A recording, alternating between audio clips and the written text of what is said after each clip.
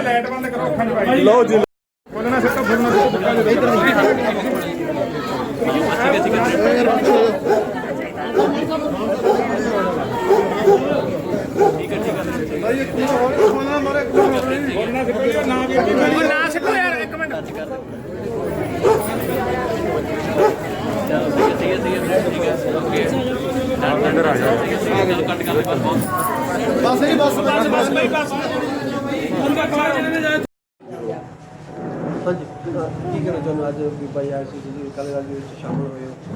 Sir Biba जी अज साढ़े घर आए सी बहुत बहुत मैं उन्होंने पहले तो जी आया कहनी सी बहुत खुशी की गल है ਜਿਹੜੇ सर अज पूरे वार्ड नाल मेरे मल्ले वाले नाल ਜਿਹੜਾ रल के जी उन्होंने जो मैनू हुक्म दिता मेरे वार्ड वाले जो मल्ले वाले ने तो सर उन्होंने हुक्म नूं देखते हुए मैं वे ये अकाली दल शामिल करना पिया सानू अकाली दल च सर एक मान सम्मान जो बीजेपी दे विच अज तक सानू सर 10 सालों तो MC रहे कला किसी ने अज तक नहीं सोचा जी भी आगे तक असी बढ़ाने के लिए या कोई मान सम्मान की सर असी चाहते सी भी साड़ा कोई अहुदा अगे तक बढ़ाए भी दिता जाए सानू पर सानू उधर नहीं मिला सर बीजेपी च वो करके सर एक जो दलितां नाल जो अत्याचार हो रहा और जो किसान भाईचारे नाल जो धक्का सही और जो कोई बेचारे नाल हो रहा है जो कुछ कानून का तो सर उन चीज़ों को मैं नहीं बर्दाश्त करती देखते हुए उन करके सर मैंने बीजेपी को रिजाइन देना पिया। अकाली दल विच सर मेरे सारा पूरा मेरा वार्ड ही मेरे नाल जी पूरे जोरा शोर नाल अकाली दल ज्वाइन करके अज मैं सरोपा उन्होंने नाल ही करके सब दे नाल मिल के जुड़ के सरोपा पाया।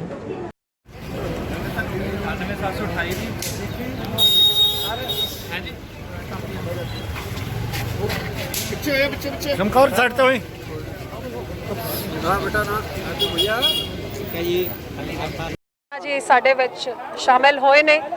बहुत ही मेहनती ते अंथक वर्कर ने जिन्हां नूं कई सालों तो मैं देख रही हाँ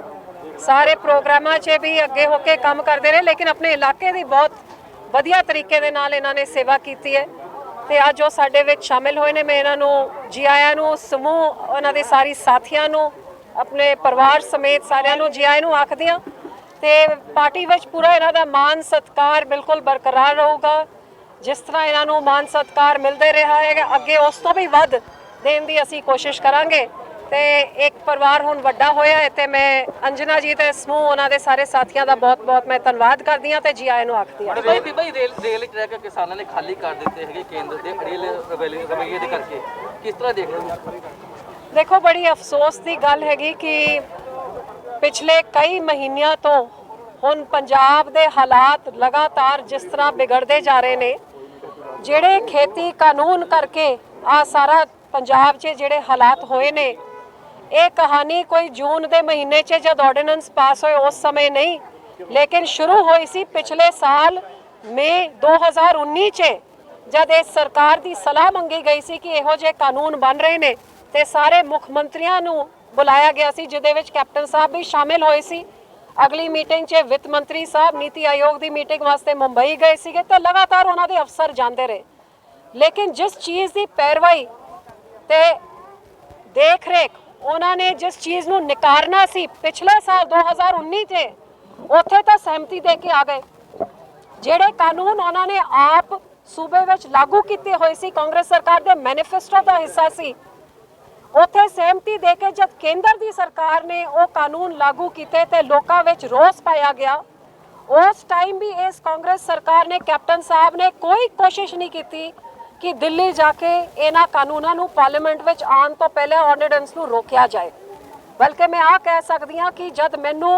2020 के मई के महीने च तीजे हफ्ते च जब मेरे को फाइल आई एग्रीकल्चर मिनिस्ट्री की जिहदे विच मैं अपना रोस भी जताया तो लगातार अपनी सरकार नूं कहा कि कोई इहो जिहा ऑर्डीनेंस या कानून नहीं बनना चाहिए जदों ताईं किसानां दी ते सूबे की सरकार की उहदे विच सहमति ना हो। मैनू नहीं पता सी कि सूबे की सरकार सहमति दे चुकी है। बार बार मैनू आश्वासन दिया गया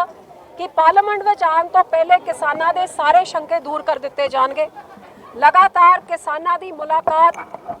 एग्रीकल्चर मिनिस्ट्री तोमर साहब के नाल वीडियो कॉन्फ्रेंसिंग अगे पिछे कोशिश साड़ी आही रही कि पंजाब जिस हालात में अज पहुँच गए इस हालात को ना बनाया जाए लेकिन सूबे की सरकार ने जिहड़ा फर्ज उन्होंने बनता सी ये श्रोमणी अकाली दल तो मैं अपने लेवल से कर रही सी लेकिन कांग्रेस सरकार तुसी देखो एक बारी दिल्ली जाके ਇਹਦੇ ਵੱਲ ਕੋਈ ਉਹਨਾਂ ਨੇ ਕਦਮ ਨਹੀਂ ਚੱਕਿਆ। ਬਲਕਿ ਮੈਂ ਆ ਕਹਿ ਸਕਦੀ ਹਾਂ ਕਿ ਜਿਸ ਕਿਸਾਨੀ ਸੰਘਰਸ਼ ਨੂੰ ਬਲ ਦੇਣ ਵਾਸਤੇ ਸ਼੍ਰੋਮਣੀ ਅਕਾਲੀ ਦਲ ਨੇ ਆਪਣਾ ਹਰ ਫਰਜ਼ ਅਦਾ ਕੀਤਾ। ਅਸੀਂ ਆਪਣਾ ਗਠਬੰਧਨ ਛੱਡਿਆ, ਅਸੀਂ ਆਪਣੀ ਕੁਰਸੀ ਠੁਕਰਾਤੀ, ਲੇਕਿਨ ਕਿਸਾਨਾਂ ਦੇ ਨਾਲ ਖੜ ਕੇ ਅਸੀਂ ਸਾਬਤ ਕਰਤਾ ਕਿ ਇਸ ਲੜਾਈ ਵਿੱਚ ਅਸੀਂ ਤੁਹਾਡੇ ਨਾਲ ਆ। ਪਹਿਲੇ ਤੁਹਾਡੇ ਹੱਕ ਵਿੱਚ ਉਸ ਸਰਕਾਰ ਵਿੱਚ ਬਹਿ ਕੇ ਤੁਹਾਡੇ ਹੱਕ ਦੀ ਲੜਾਈ ਲੜਨ ਦੀ ਕੋਸ਼ਿਸ਼ ਕੀਤੀ, ਲੇਕਿਨ ਹੱਕ ਜਦ ਨਹੀਂ ਮਿਲਦਾ ਹੋਇਆ ਦਿਖਿਆ ਤੇ ਫਿਰ ਉਹਨਾਂ ਨੂੰ ਹੀ ਠੁਕਰਾ ਕੇ ਤੁਹਾਡੇ ਨਾਲ ਆ ਕੇ ਖੜ ਗਏ। ਅਫਸੋਸ ਇਸ ਗੱਲ ਦਾ ਕਿ ਜਿਸ ਸਰਕਾਰ ਦੀ ਜ਼ਿੰਮੇਵਾਰੀ ਸੀ, ਪਹਿਲਾ ਡਰਾਮਾ ਵਿਧਾਨ ਸਭਾ 'ਚ ਰਚਿਆ, ਜਦ ਉਹਨਾਂ ਨੇ ਵਿਧਾਨ ਸਭਾ 'ਚ ਆਰਡੀਨੈਂਸ ਦੇ ਖਿਲਾਫ ਮਤਾ ਪਾਸ ਕੀਤਾ, ਲੇਕਿਨ ਦਿੱਲੀ ਤਾਈਂ ਉਸ ਮਤੇ ਨੂੰ ਪਹੁੰਚਾਉਣ ਦੀ ਖੇਚਲ ਨਹੀਂ ਕੀਤੀ। ਜੇ ਕੀਤੀ ਹੁੰਦੀ ਸ਼ਾਇਦ ਪਾਰਲੀਮੈਂਟ 'ਚ ਆਰਡੀਨੈਂਸ ਆ ਕੇ ਇੱਕ ਐਕਟ ਨਹੀਂ ਬਣਦਾ। ਦੂਜਾ ਡਰਾਮਾ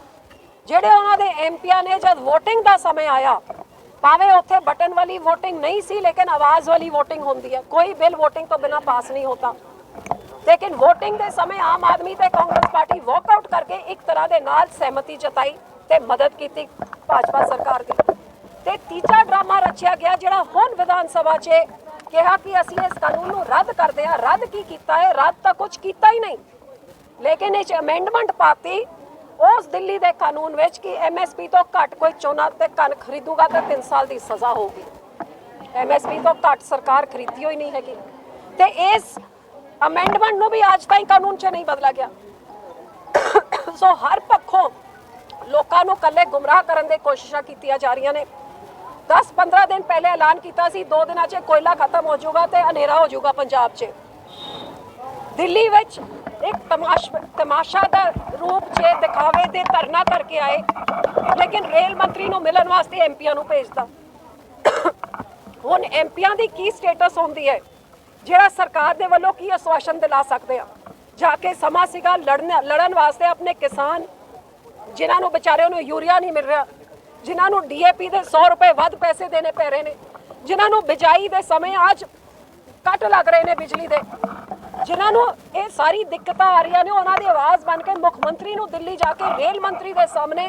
ਹਰ ਤਰ੍ਹਾਂ ਦੇ ਆਪਣਾ ਦਬਾਅ ਪਾਣਾ ਸੀ ਕਿ ਕਿਸਾਨਾਂ ਨੇ ਧਰਨਾ ਚੱਕ ਲਿਆ, ਤੁਸੀਂ ਪੰਜਾਬ 'ਚ ਬੰਦੀ ਹੋਈ ਚੀਜ਼ਾਂ ਭੇਜੋ ਤੇ ਇੱਥੇ ਦਾ ਵਪਾਰ ਵੀ ਅੱਗੇ ਪਿੱਛੇ ਟ੍ਰੇਨ ਦੇ ਰਾਹੀਂ ਸ਼ੁਰੂ ਹੋਏ,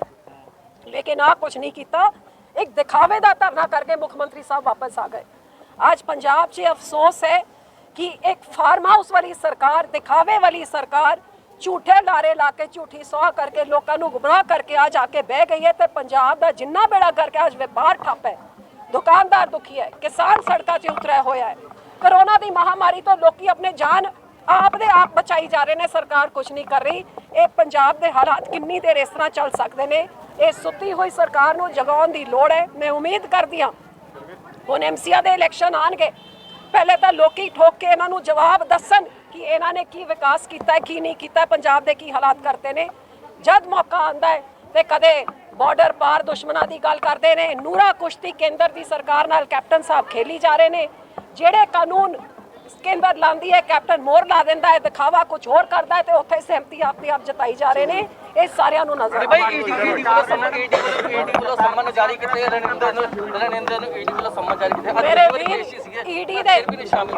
ਵੀਰ ਜਿਹੜੇ ਕੈਪਟਨ ਸਾਹਿਬ ਨੇ ਘਪਲੇ ਘੁਟਾਲੇ ਕਰਕੇ ਵਿਦੇਸ਼ਾਂ 'ਚ ਕਾਲਾ ਧਨ ਭੇਜ ਕੇ, ਜਿਨ੍ਹਾਂ ਦੇ ਕੋਲ ਕੇਂਦਰ ਦੇ ਕੋਲ ਸਬੂਤ ਹੈ, ਆ ਕੇਸ ਦਰਜ UPA ਕਾਂਗਰਸ ਸਰਕਾਰ ਨੇ ਕੀਤੇ ਸੀ। 4 ਸਾਲਾਂ 'ਚ ਕੈਪਟਨ ਸਾਹਿਬ ਦੇ ਪਰਿਵਾਰ ਨੂੰ ਕਿਸੇ ਨੂੰ ਬੁਲਾਇਆ ਨਹੀਂ ਗਿਆ, ਠੰਡੇ ਬਸਤੇ 'ਚ ਪਾ ਕੇ ਰੱਖੇ, ਕਿਉਂਕਿ ਕੈਪਟਨ ਸਾਹਿਬ ਕੇਂਦਰ ਦੇ ਹਰੇਕ ਇਸ਼ਾਰੇ 'ਚ ਨੱਚਦੇ ਰਹੇ ਨੇ, ਉਹਨਾਂ ਦੀ ਕੰਮ ਕਰਦੇ ਰਹੇ। ਮੈਨੇ ਅੰਦਰ ਹੋ ਕੇ ਦੇਖਿਆ ਹੈਗਾ। ਤੇ ਅੱਜ ਜਦ ਕੈਪਟਨ ਸਾਹਿਬ ਨੇ ਦਿਖਾਣਾ ਹੁੰਦਾ ਹੈ कि जी मेरे खिलाफ मैं कुछ केंद्र के खिलाफ कर रहा है, महाराज जी समन भेज देंगे ने, ये भी सारी उन्हों की रली मिली भुगत चल रही है। क्यों पेश होंगे जब मिली भुगत के नाल 4 साल चढ़ाई, 4 साल तक केस खोले नहीं, हुण एकदम ठीक हो गया। कैप्टन साहब बिल्कुल रले मिले ने दिल्ली के नाल, ये पहले भी रले मिले सीगे, हुण पूरी तरह रले मिले ने। ते इन्हां कैप्टन साहब ने पंजाब के हक में कुछ नहीं करना है, क्योंकि दिल्ली के इशारे में चली जा रहे हैं। बाकी सिर्फ इत्थे दे लोकां नूं दिखावा करके गुमराह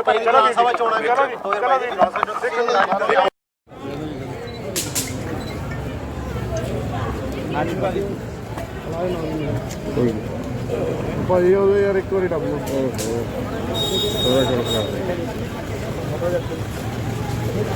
ਪਿੱਛੇ ਹੋਇਆ, ਪਿੱਛੇ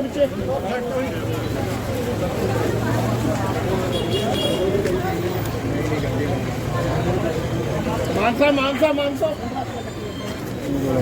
ਮਾਨਸਾ ਬਾਈ ਜੀ ਸਟਾਰਟ ਸਾਨੂੰ ਸਾਰੇ ਤੋੜ ਮੂਰੇ ਆਪਣੇ ਮੂਰੇ ਲੱਗ ਸਾਡੇ ਮੀਟ ਓਏ ਖਾਣ ਕੀ ਕਰੀ